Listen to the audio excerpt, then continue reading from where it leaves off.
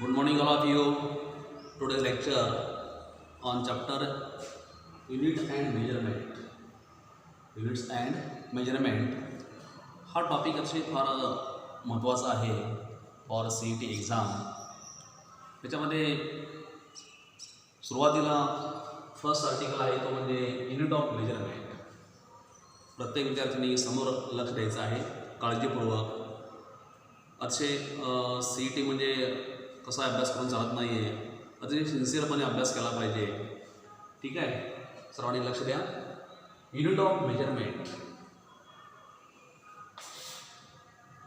Any physical quantity, for example, these are the length of the rod. Length of the rod is 10 meter. These are the any physical quantity. त्यातले आपण length of rod घेतली, length घेतलेली आहे त्या ठिकाणी. these are the physical quantity, length. This physical quantity can be represented by its magnitude and unit. Magnitude and unit. लक्षात, कुठलीही एखादी फिजिकल क्वांटिटी आपण रिप्रेझेंट करताना आपण काय करतो त्या ठिकाणी मॅग्निट्यूड अँड युनिट या दोघांच्या फॉर्ममध्ये आपण काय करतो त्या ठिकाणी ती फिजिकल क्वांटिटी रिप्रेझेंट करतो. फॉर एक्झाम्पल आपण सांगितलं आताच की length of the rod is 10 metre. 10 is number, त्यालाच आपण काय म्हणतो this are the magnitude. Metre is the unit. Metre is the unit. Okay, 10 is a number and meter is a unit. That is, this physical quantity can be written as in the form of number and unit or magnitude and unit. या फॉर्ममध्ये आपण एखादी कुठलीही असू द्या physical quantity आपण ती represent अशी करतो. नंतर मास असेल, मास. सेकंड आहे कुठलीही एखादी physical quantity mass is equal to 10 or 5 kilogram. 5 is a number and kilogram is unit. This 5 is magnitude and kilogram is unit. तर लक्षात ठेवा, mass is a physical quantity, length is also physical quantity. Any physical quantity can be represented by its magnitude and unit. Magnitude and unit. That is magnitude, that is 10 or 5. आपण ह्या example मध्ये घेतलेला आहे. 10 आणि 5 म्हणजे काय, number आहे, magnitude आहे, मीटर आहे या ठिकाणी, किलोग्राम आहे या ठिकाणी. मग लक्षात घ्या, मीटर आणि किलोग्राम तिचा युनिट. आणि NU is equal to constant और NU is equal to physical quantity. Physical quantity कोणतीही घ्या फिजिकल क्वांटिटी आपल्याला नंबर आणि युनिट या दोघांच्या फॉर्ममध्ये आपल्याला रिप्रेझेंट करता येते. नंबर म्हणजे मॅग्निट्यूड आहे, नंबर मीन्स मॅग्निट्यूड 10 किंवा 5. यू म्हणजे युनिट आहे. therefore this equation can be written as n inversely proportional to u because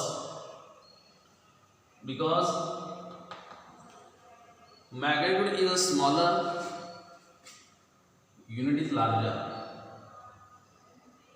Magnitude is larger. For example, 10 meter. आपण असं घेतो समजा, for example length of rod is equal to 1 meter. 1 is a magnitude, that is smaller the magnitude, larger the unit. Larger the magnitude, smaller the unit. 1 metre म्हणजे 100 centimetre.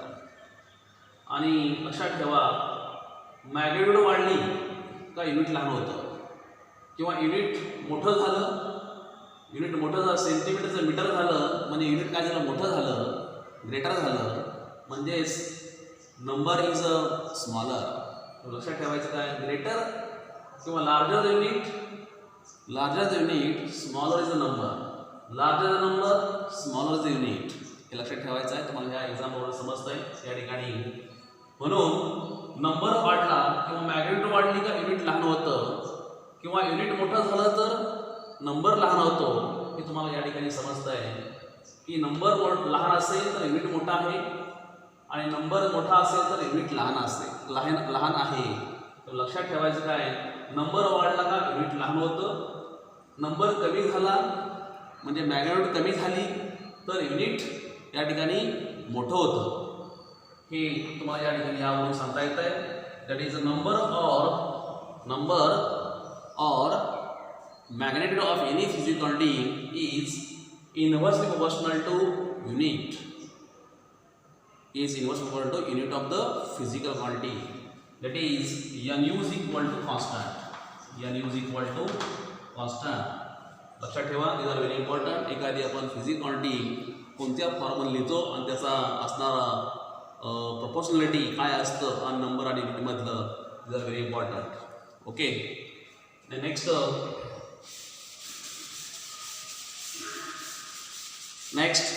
आपल्याला त्यामध्ये सांगायचं आहे system of unit. Next point आहे system of unit.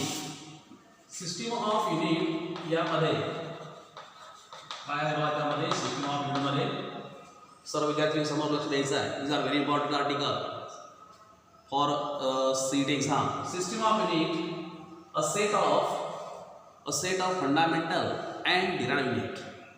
A set of fundamental and derived unit. या दोघांचा set, fundamental unit आहे 7 आणि डिराइव्ड युनिट आहेत large number of derived unit. या सगळ्यांचा सेट एकत्रीकरण दोघांचे मिळून म्हणजे आपण त्याला काय म्हणतो त्या ठिकाणी सिस्टीम ऑफ युनिट बनतो. त्या ठिकाणी सिस्टीम ऑफ युनिट आपण सांगितलं, आता सांगितलं, a set of fundamental and derived unit are called as the system of unit. There are 4 system. त्यामध्ये पहिला आहे first system, CGS system or also called as CGS system or also called as Gaussian system. Gaussian system, Gaussian किंवा Gaussian system.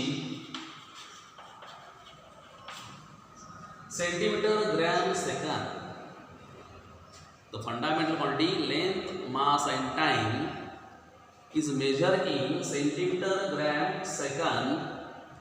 लक्षात घ्या, length mass time तिघांच्या बेसवरती ही system आहे. कारण centimetre ही लेंथमध्ये मोजतो, लेंथ हे आपण सेंटीमीटरमध्ये मेजर करतोय, मास ग्रॅममध्ये, टाइम सेकंदामध्ये. तर लक्षात ठेवा, the system is a base on length mass time. He system he length mass time या तिघांच्या बेसवरती ही सिस्टीम आहे. CGS सिस्टीम और also called as a Gaussian system or also called as a Gaussian system.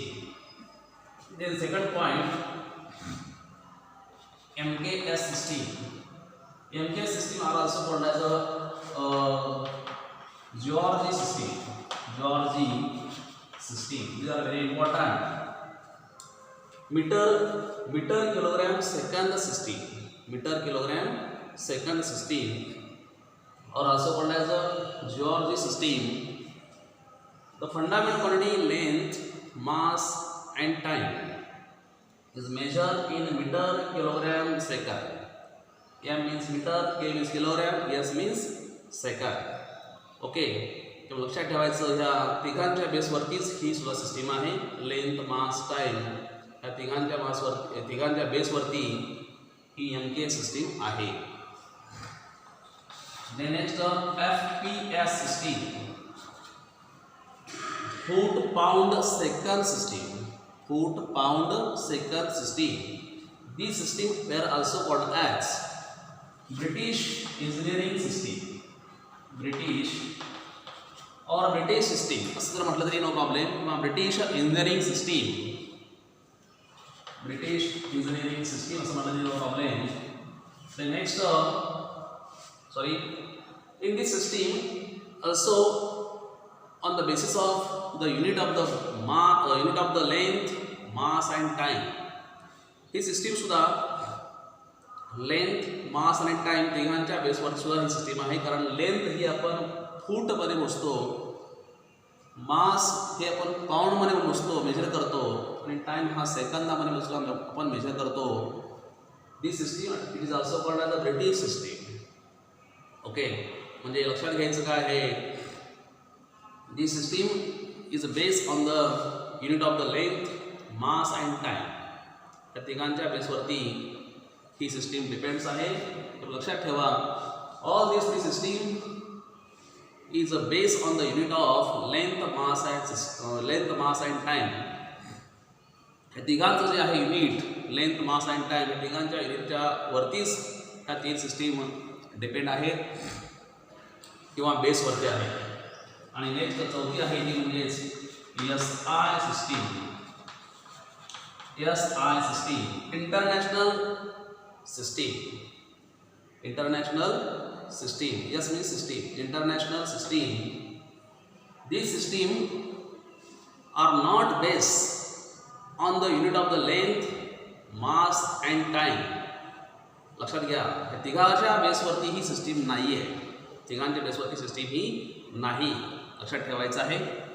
त्यामुळं मला ह्या चार system समजल्या असतील. CGS, MKS, FPS, SI system. These system these are very important. Okay. The next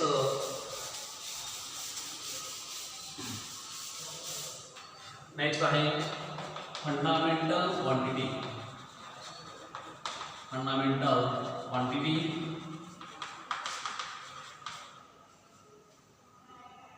first define काय म्हणते आपण बघूया.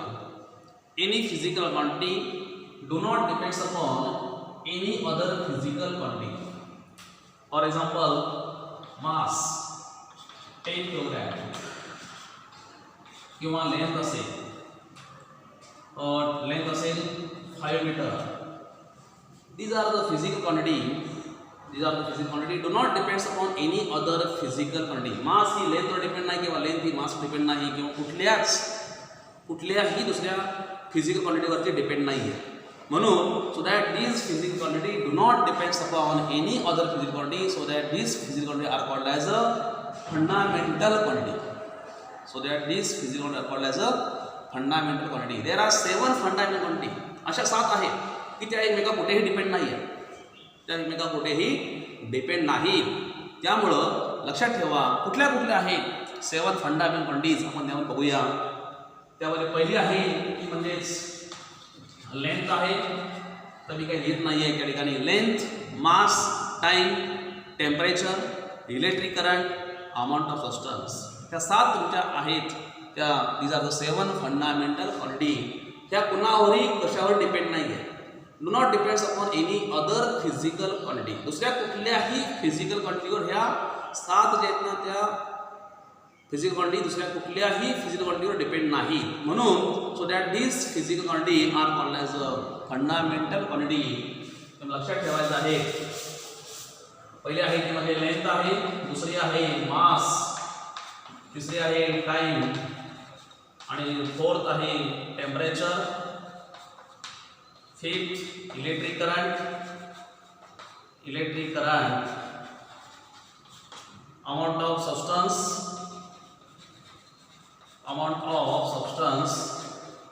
आणि electric luminous intensity. These are the 7 fundamental quantity. ह्या दुसऱ्या कुठल्याही फिजिकल क्वांटिटी डिपेंड नाहीत. म्हणून so that is 7 physical quantity are called as a fundamental quantity. Okay. हे युनिट SI युनिट ही लेंथ आपण कशावर मोजतो SI सिस्टीममध्ये. CGS, MKS आपण आणि FPS all these 3 systems were replaced by SI system. He SI system आपण वापरतो. मग SI सिस्टीममध्ये लेंथ आपण कशी मेजर करतो.